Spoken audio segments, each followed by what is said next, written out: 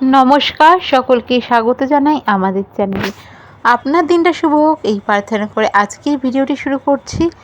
আজকের ভিডিওতে আমরা কথা বলবো সিংহ রাশির জাতক জাতিকাদের মার্চ মাস কেমন কাটবে। তো চলুন ভিডিওটি শুরু করা যাক। 2026 মার্চ মাসের শুরুতেই আমরা পেয়েছি চন্দ্রগ্রহণ, আর সেই পক্ষেই পেয়েছিলাম আগে সূর্যগ্রহণ, যার কিন্তু গ্রহণের যে এফেক্ট থাকে, গ্রহণ এর মোটামুটি ধরুন 1-1.5 মাস পর সেটা ছিল, তার মধ্যেই কিন্তু পেয়েছিলাম আমরা চন্দ্রগ্রহণ। তাই তার জন্যে কিছু এফেক্ট তো দৈনন্দিন জীবনের লাইফ যে স্টাইল রয়েছে সেখানে পড়তেই চলেছে প্রত্যেকটি রাশির। তো দেখে নেওয়া যাক সেটা সিংহ রাশির ক্ষেত্রে কি থাকছে, বা সিংহ রাশির এই মাসেই কি হতে চলেছে। তাছাড়াও জেনে নিচ্ছি প্ল্যানেটারি পজিশন। আপনাদের কিন্তু এই সময় শনির ঢাইয়া চলছে, গুরু বৃহস্পতি এই মাসে কিন্তু মার্গী হতে চলেছে। এই মাসে শুক্র উচ্চস্থ হতে চলেছে, এর সাথে সাথে কিন্তু অগ্নিবীজ যোগ চলছে, রাহু এবং মঙ্গলের সাথে গ্রহণ যোগেরও অ্যাসপেক্ট রয়েছে সব রাশিতেই। তাই বলবো স্কিপ না করে পুরো ভিডিওটা আপনারা দেখুন, এবং কারো যদি কিছু জিজ্ঞাসা করার থাকে অবশ্যই কমেন্ট বক্স খোলা থাকছে, আপনারা কমেন্ট করুন, চেষ্টা করবো আপনাদের প্রত্যেকটি প্রশ্নের উত্তর দেওয়ার। এবং ভিডিওর শেষে থাকছে আপনাদের জন্য এই মাসে আপনাদের রাশি অনুযায়ী কি প্রতিকার করবেন। তো চলুন ভিডিওটি শুরু করা যাক। তো চলুন প্রথমেই দেখে নেওয়া যাক আপনাদের এই মাসে ফিনান্স, আপনাদের ভাগ্য বা সম্পদ এগুলো কেমন থাকছে।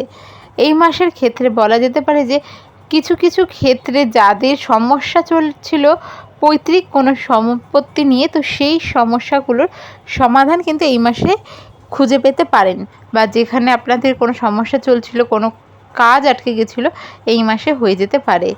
যারা শেয়ার বাজারে ইনভেস্ট করছেন সেখানে কিন্তু খুব সাবধান আপনাদের বলবো, এবং যারা ট্রেডিং করেন এই সময় কিন্তু লসের সম্ভাবনা থাকছে, ভাগ্য কিন্তু আপনাদের সাথ সেভাবে দিচ্ছে না। তাই এই ক্ষেত্রে একটা জিনিসই বলবো, যারা শেয়ার মার্কেটে ইনভেস্ট করছেন, লাকের ওপর করছেন, তারা করবেন না। তবে যারা ভালো মতন বোঝেন, জিনিসটা বুঝে করছেন, তারা অবশ্যই করুন। লং টার্মে যদি আপনারা ইনভেস্ট করতে চান আপনাদের জন্য ভালো সময়, তবে শর্ট টার্ম ট্রেডিং এসবের জন্য কিন্তু সময়টা ভালো নয়। সিংহ রাশির জাতিকাদের ক্ষেত্রে এই সময় কিন্তু ফটকা ইনকামের যোগ থাকছে। কোনো আপনি টাকা পেতেন বা কিছু অ্যামাউন্ট যেটা কোথাও রেখেছিলেন, ভুলে গিয়েছিলেন, ওটা হঠাৎ করে কিন্তু এই সময় পেয়ে যাবেন। বা কেউ ধরুন কাউকে টাকা দিয়েছিলেন, পাচ্ছিলেন না দীর্ঘদিন, এই মাসে কিন্তু পেয়ে যাওয়ার সম্ভাবনা থাকছে। এরপরে দেখে নেব সম্পর্কের জায়গাগুলো কেমন থাকছে। যদি বলা যায় পরিবার, এই সময় কিন্তু পরিবারের সকলের সঙ্গে সুসম্পর্ক বজায় থাকবে।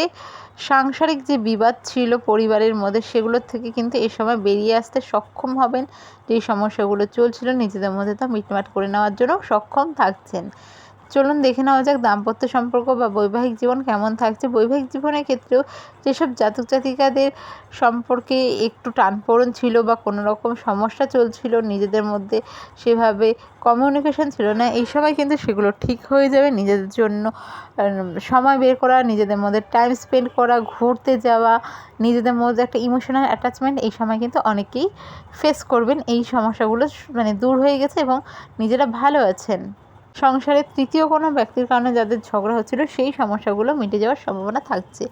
দেখে নেওয়া যাক লাভ রিলেশন এই মাসে কীরকম থাকছে। লাভ রিলেশন অর্থাৎ প্রেমের সম্পর্কের জায়গায় কিন্তু এই মাসে ছোটোখাটো খুঁটিনাটি নিয়ে ঝামেলা সমস্যা লেগে যেতে পারে, তবে তা খুব দীর্ঘস্থায়ী হবে না, তা কিছু সময়ের মধ্যে ঠিক হয়ে যাওয়া সম্ভব। দেখে নেওয়া যাক ক্যারিয়ার কেমন থাকছে। প্রথমেই দেখে নেব যারা প্রাইভেট সেক্টরে রয়েছেন তাদের জন্য কিন্তু বেশ ভালো সময়, উপযুক্ত সময়। আপনারা কিন্তু যেটা চাইছেন করে উঠতে সক্ষম থাকবেন। যারা ট্রান্সফার চাইছিলেন এই সময় হয়ে যেতে পারে। এছাড়াও স্যালারি হাইক, নতুন কোনো কোম্পানি বা কর্মক্ষেত্রে কোনো ভালো কিছু এই সময় আপনাদের সাথে হতে পারে। এর সাথে সাথে যারা দীর্ঘদিন ধরে একই কোম্পানিতে কাজ করছিলেন, কোনো কারণবশত আপনাদের প্রমোশন হচ্ছিল না, সেম কোম্পানিতেই প্রমোশনেরও সম্ভাবনা থাকছে। এই সময় কিন্তু আপনাদের কলিগের সাথে, আপনাদের উচ্চপদস্থ যারা রয়েছেন তাদের সাথেও সুসম্পর্ক বজায় থাকবে। যারা সরকারি চাকরির সাথে যুক্ত রয়েছেন তাদের বলবো এই সময় কিন্তু কাজের চাপ বাড়তে চলেছে। এই সময় ফিজিক্যালি মেন্টালি দুপাশ থেকেই চাপ থাকবে, কাজের চাপ একটু বাড়বে। এই সময় কিন্তু বলবো যে ঝামেলা থেকে দূরে থাকুন। চেষ্টা করবেন নিজেকে ঝামেলা থেকে বাইরে রাখার। নিজে থেকে গিয়ে ঝামেলায় যদি জড়িয়ে যান তা কিন্তু অনেক বড় কোর্ট কেস পুলিশ পর্যন্ত হতে পারে। এর সাথে সাথে এই রাশির জাতক জাতিকাদের ক্ষেত্রে বলবো, অপরের উপকার করতে গিয়ে কিন্তু এই সময় বদনামের ভাগীদারও আপনারা হতে পারেন। এরপরে দেখে নেওয়া যাক আপনাদের ব্যবসা কেমন থাকছে। যদি ব্যবসার কথা বলা যায় তাহলে কিন্তু মাসের শেষ দিকে ব্যবসার প্রতি একটু বিশেষ নজর আপনাদের দিতে হচ্ছে। ব্যবসার ক্ষেত্রে কিন্তু যারা অন্যের ওপর ব্যবসা ছেড়ে দিয়েছেন, অর্থাৎ কর্মচারীর ওপর বা ম্যানেজারের ওপর পুরোপুরি ব্যবসা ছেড়ে দিয়ে নিশ্চিন্তে রয়েছেন, তাদের ক্ষেত্রে বলবো একটু নজর দিন, ব্যবসা আরও বেশি অনেক উন্নত হবে। ক্যারিয়ারের ক্ষেত্রে বলা যেতে পারে যে যারা বাইরে সেটেল হওয়ার চেষ্টা করছিলেন তাদের জন্য সময় ভালো। যারা রাজনীতির সাথে যুক্ত রয়েছেন তাদের মধ্যে থেকে অনেকেই সুবক্তা হিসাবে উঠে আসবে। বন্ধু মহল থেকে শুরু করে পাবলিক যে একটা রেসপন্সের ব্যাপার থাকে, সেই জিনিসগুলো কিন্তু খুব ভালোভাবেই অ্যাট্রাক্ট করতে আপনারা এই সময় থাকছেন, পারছেন। রাজনৈতিক ক্যারিয়ার যারা রাজনীতির সাথে যুক্ত রয়েছেন তাদের মোটামুটি ভালোই থাকছে। এডুকেশন নিয়ে দেখে নাও যে কেমন থাকছে। এডুকেশনের ক্ষেত্রে বলা যেতে পারে যারা স্টুডেন্ট অর্থাৎ শিক্ষার্থী বিদ্যার্থী রয়েছেন, বিশেষ করে স্কুল লেভেলের, তাদের কিন্তু এই সময় অনেকটাই পড়ার চাপ কম থাকবে, মানসিক চাপ কম থাকবে। তবে যাদের এক্সাম চলছে, ধরুন স্কুল ছাত্রী রয়েছেন, তাদের ক্ষেত্রে পড়াশোনা একটু মনোনিবেশ করুন, অনেকটা বেটার রেজাল্ট আপনারা কিন্তু করে উঠতে সক্ষম থাকবেন। এর সাথে সাথে যারা হায়ার সেকেন্ডারি বা আরও উচ্চ পদস্থ কোনো কিছুতে পড়তে চাইছেন বা পড়বেন ঠিক করেছেন, তাদের জন্য সময় ভালো। তবে বলবো 2-3টে অপশান থেকে বেস্ট অপশানটা আপনাদের কিন্তু বাছতে হবে।